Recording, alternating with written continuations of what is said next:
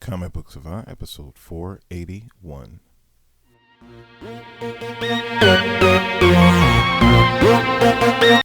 Welcome back to the Comic Book Savant podcast. I'm your host, James Harris. This episode, we're going to be doing another countdown. This one's going to be countdown favorite team-ups. But before I get into this episode, as always, I'd like to give a shout out to my friends over at the Comic Podcast Network. You can find them over at comicspodcast.com. If you like the content that I create here, you want to find more related content in the world of comic books and the hobby of comic books, it's a one-stop shop. There are literally hundreds of different podcasts listed there. So you can find tons of different shows there. If you can find a single person podcast like myself, a group or ensemble podcast, you can find podcasts broken out by publisher, by team or individual characters. So you have a large selection to choose from. So if you have a moment, stop by the Comics Podcast Network at comicspodcast.com and check it out. Now into the meat of the episode. My wife gave me this recommendation. She asked me a question. I said, oh, this would make for a good episode. And she's like, yeah, that was my thought. I think we'll make a good countdown episode of what are some of your favorite, team ups. And she gave me a broader stroke that it didn't have to be restricted to, just two characters. It could be a grouping of characters, not necessarily a team, not, just good guys, but just in general, team ups that you've seen in comics that were some of your favorite. So here is the list that I came up with after being challenged with such a thing, because it was something that I think as being comic fans and reading comics for so long, I don't know if we necessarily think about it. We have these huge crossovers and events all the time, but what if you could just pick those certain team ups, or when certain crossovers happen, combination of characters that you tend to enjoy. Now, I have some villain ones in here. I have a couple. They're kind of like groups that, it's different because I guess it was different for me, and why I put these in here is because you normally, hero group books, or they could have their own comic, not necessarily so much for villains. I mean, unless you count maybe Sinister Six, or maybe even Suicide Squad. But my first selection was Legion of Doom. I always liked the amalgamation of characters, or slash the anti kind of Justice League, and how it always teamed up. I guess it goes back to my childhood and watching the old Super Friends cartoons, and it being a counter, and they had a counter for everybody, every member that was in the Justice League. It was a villain counterpart to counteract that hero. I just always dug that and thought that was really cool, and how it was handled, in Grant Morrison's JLA, if I can talk, and also in Snyder's kind of current incarnation of the Legion of Doom, and his current Justice League book. Just always thought that was a cool kind of combination of characters to come against the hero side of things. So that's my first selection. Second selection is the Marvel equivalent with the Masters of Evil. One of my favorite all-time Avengers storylines is Under Siege. Now, it came out in the mid-'80s. I love that story. I love how much the Masters of Evil were really presented as a threat, and really kind of took out the Avengers in that storyline, and they had to really struggle and fight to come back. So that stood out in my mind when I thought about team-ups.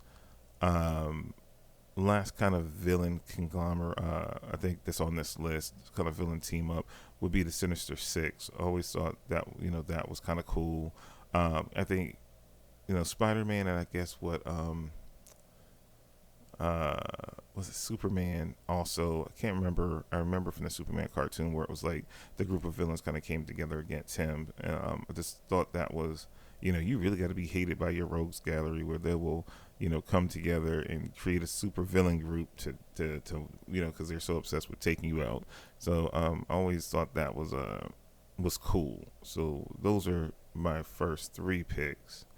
Next pick I would have to have is the classic pairing of Batman and Superman. I think about the Jeff Loeb, what's his name? McGinnis. I can't remember his first name. McGinnis's run when they started the Batman Superman comic with that first storyline being them going against Metallo.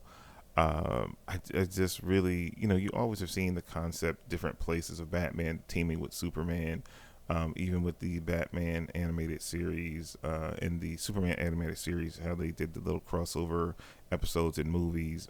Always just a classic pairing. You can't get any more classic than Batman and Superman unless you go with what I'm going to talk about later with the Trinity, but I'll talk about them in a little bit more detail in a minute.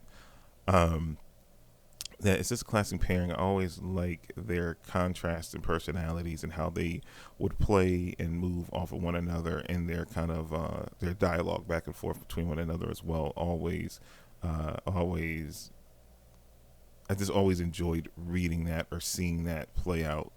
Um, I'm more of a Batman than Superman guy, but I do like how the two play off one another.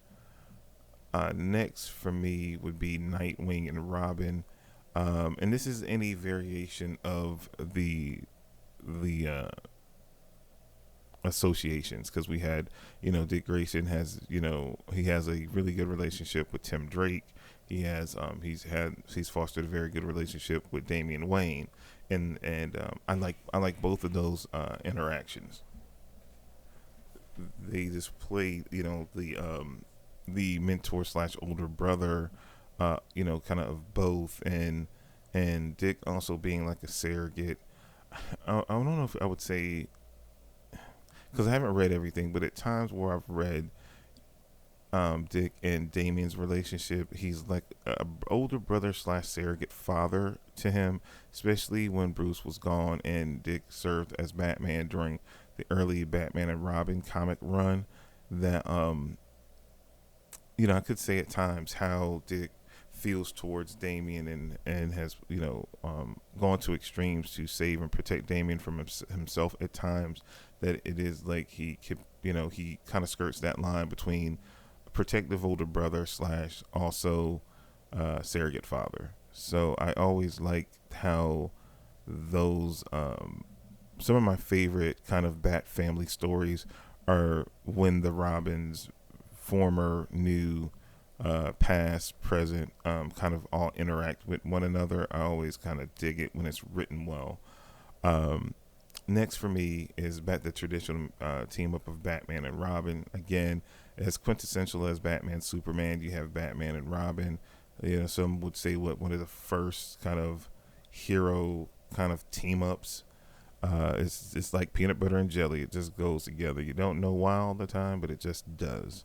And all the different variations. I don't think it's never or ever not been any Batman and Robin team up I really didn't care for. I mean, I guess I read some of Jason Todd when he was as Robin, to Batman, and probably maybe that's the one that I didn't care for. But I think they've shepherded in Jason Todd to such a interesting character since they resurrected him over the years in more recent times to make him more interesting, less bratty, less of a prick than like he was like when he was first introduced. But um, Dick and Bruce, Tim and Bruce, Damien and Bruce, even Stephanie, when Stephanie Brown was, Robin, um, even though that was short lived and very messy. I always like those kind of I always like that dynamic, and I think Batman is kind of strongest when he has a Robin by his side. Um, Next team up that I really like was uh, in the Punisher Rucka run, the Frank Castle and Rachel Cole Alves. I really like that dynamic of the two Punishers. Quintessentially was what it was. This how she suffered a horrendous tragedy, how it pushed her to her edge, and she was just as determined. She was just like the female version of Frank. Um, yeah, I always like that. I would love to see more of Rachel. I don't know kind of what her status is in the Marvel universe now. I don't, as far as I know, I don't think she's been used since that initial Rucka run. But I thought she was a great character. Would love to see her pop back up, and maybe, I don't know. I would have loved, though they kind of had started. Um, I would have loved to seen her in the Punisher Netflix series. They kind of fused the FBI female character kind of to kind of a take on the Rachel Cole Alvis character, but I would have really have liked to have seen her uh, in that show that character portrayed. But those shows are gone now, so we'll never get it. And I'm still sad about it because that Punisher show was so good. Anyway, next on the list is Spider-Man, Human Torch, just bros. That bromance. I kind of like the few stories, and I mean they have a long-standing, friendship, and we had cool books back in the day like Marvel Team Up, and they revived Marvel 2-in-1, but it was the Human Torch and the Thing. But I used to love the Marvel Team Up books where they would have the crossovers with the different characters, and you could throw those two together, and just how they're both kind of sarcastic, snarky, and funny characters playing off of one another, and how they just really got along, and they were peers, and they just really were good friends. So always liked them together. Next for me, I would have to say, and this is an interesting one, but it was one that stood out, was Green Lantern and Sinestro. You have so many different situations and scenarios with heroes and villains, and I always thought it was interesting, and they played up more of it during Jeff Johns' epic run on Green Lantern, where at one point where Sinestro was the Green Lantern, the main Green Lantern, and you start seeing more background. And during Jeff Johns' run, he fleshed out the history between the two, and how Hal and Sinestro at one point were very, very good friends. And I was so intrigued by that because I think as a villain, like some villains are just like your standard fare. It's not too much hoopla to them, and some other villain characters really are complex and have been really very well fleshed out over the years. I loved how Johns wrote him, and seeing flashbacks to their relationship, how Sinestro trained him, how he really thought at a point that Hal was going to be the greatest Lantern, which that's debatable, and how he pushed him, and just how different events shaped Sinestro and sent him, excuse me, ultimately on the path that he decided to go on. And it was just fascinating, and I loved seeing those stories, and I loved seeing when Sinestro, I can't remember which run, during that run, what period it was, but where I think they had relaunched it. It wasn't a reboot. Maybe it was during New 52, where when the book relaunched, Sinestro was the Green Lantern in the book. And I really enjoyed those stories, and seeing him as much as a hero, because I've always known him as, the Green Lantern big bad. So it's interesting seeing their relationship and their dynamic play out, that at one point, yes, they could be considered the best of friends before they became the bitterest of enemies. So I always liked that dynamic. Next on my list is Hawkeye and Hawkeye. Hawkeye being Clint Barton, and Hawkeye being I just totally went blank on who's the other Hawkeye, the female Hawkeye. I whiffed on that bad, now didn't I, y'all? What's her name? Kate Bishop. Jesus, I'm old and it's early and I'm recording early. Forgive me. And Kate Bishop. I just love their dynamic. I love the Hawkeye. Always loved Kate Bishop's character since when she was first introduced in Young Avengers, and then I liked that she was really a breakout character and went off and they did the various, we saw her in the Matt Fraction Hawkeye book, and then there's been various spinoffs of the Hawkeye title after then, where they were both in the book together and they had their own separate stories, but they were in one book. Then Kate had her own like Hawkeye book, and then they had West Coast. They brought West Coast Avengers. Then they both were on that team, and then that book didn't last long. I just like their dynamic on how they play off of one another, their sarcasm to one another, and just their free flowing. It's always normally written extremely well. How they just go at one another. and challenge one another. It's always really just fun to read when you get a Hawkeye and Hawkeye book, or Hawkeye Squared. That should be the new name of a Hawkeye book. I just gave it to him. Somebody call Marvel up and tell him I got it. Hawkeye Squared, coming this fall. Anyway, next up, what do I have? The Trinity is the next choice on my list, and this is Batman, Superman, Wonder Woman. What else can I say? It's the Trinity. As much as people didn't like Heroes in Crisis, I thought Tom King did a really good job um, writing the Trinity, where it had a little bit more comical of a tinge on it. It was a scene in one of the issues. I can't remember what issue it was, where it was um, they were looking for Booster Gold, and Harley Quinn had him, and they were going up against trying to take them down, and somewhere in the fight, I think Harley Quinn got Wonder Woman's lasso of truth. And earlier in the issue, they were having this whole thing about where they were talking about trusting one another, and they were asking Batman, did he have any kryptonite in his belt?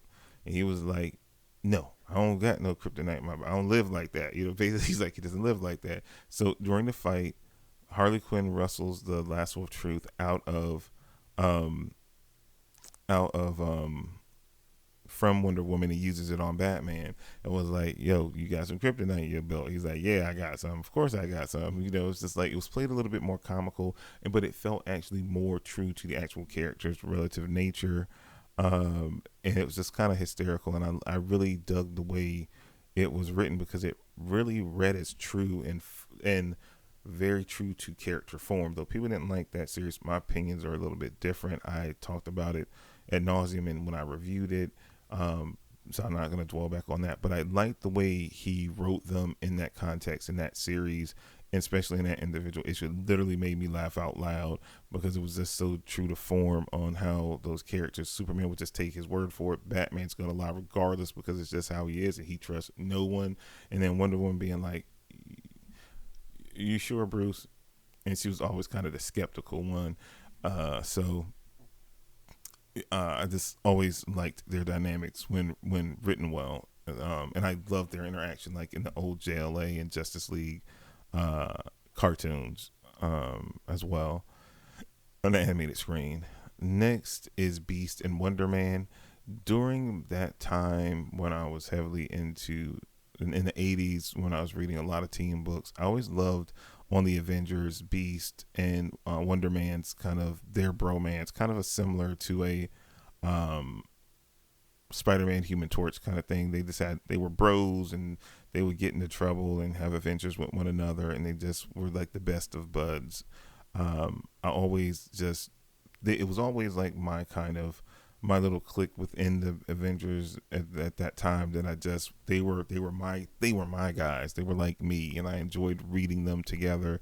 And when they would get into trouble with one another, kind of I guess you can equate Beast and Wonder Man to Booster Gold and Blue Beetle. It was kind of like, that's the way I guess it's best. It's the Marvel equivalent of that relationship, if you're familiar with those two and their antics. That's kind of what Beast and Wonder Man was. Next, I have we're going to try that again. Next up, I have Renee, Montoya, and Batwoman. I just think about 52 and reading 52 and seeing this relationship start and form and develop over those 52 issues. And I just it made me look at Renee Montoya in another way. And she was always one of my favorite characters. That was originally, I think, what created an animated series they brought over into the comics.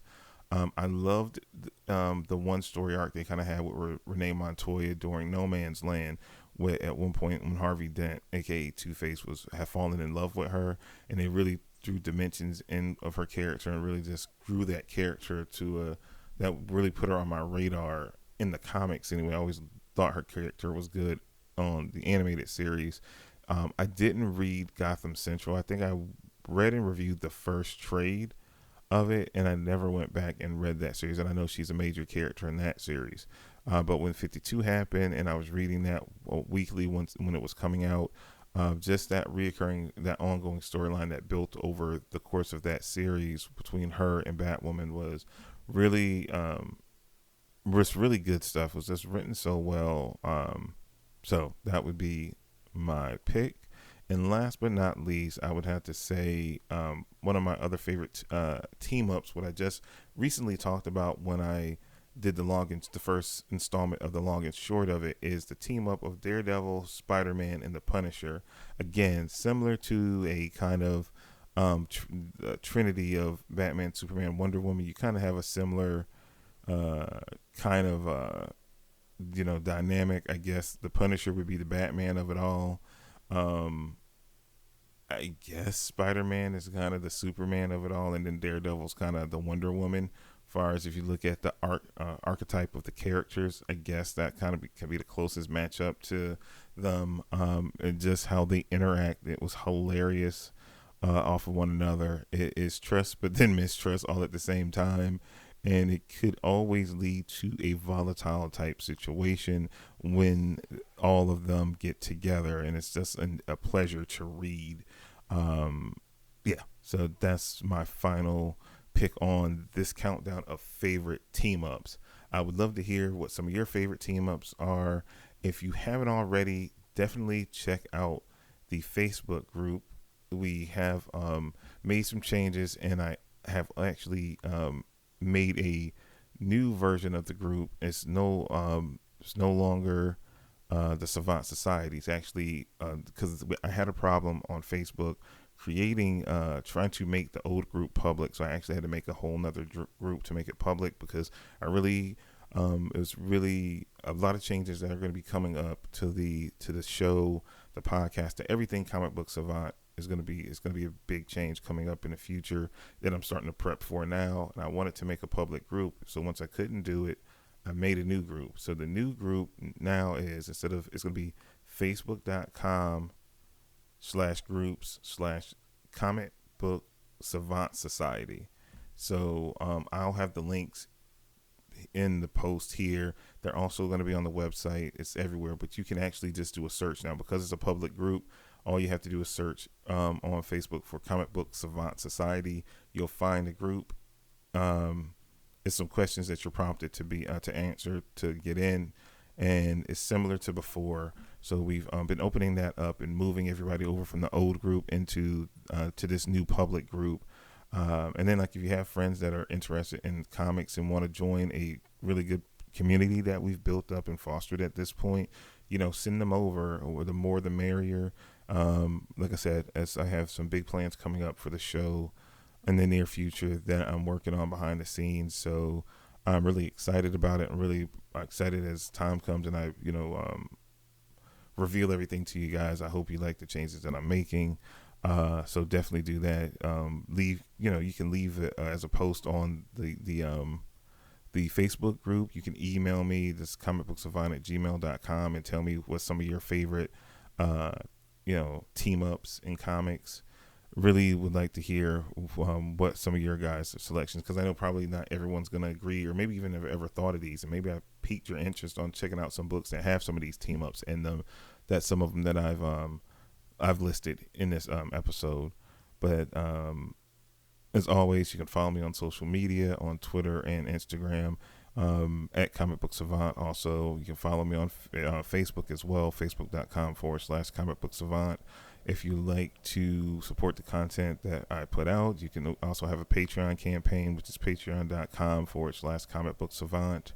The merch store is up. I'll have all the links are on the comicbooksavant.com website as well. But that's all I have for you guys for this week. I hope you guys are still staying safe. It's a lot of craziness going on in the world right now that's affecting us all. I hope and pray you all are staying safe and be careful. And until next time, you guys stay safe, and I'll talk to you soon. Take care.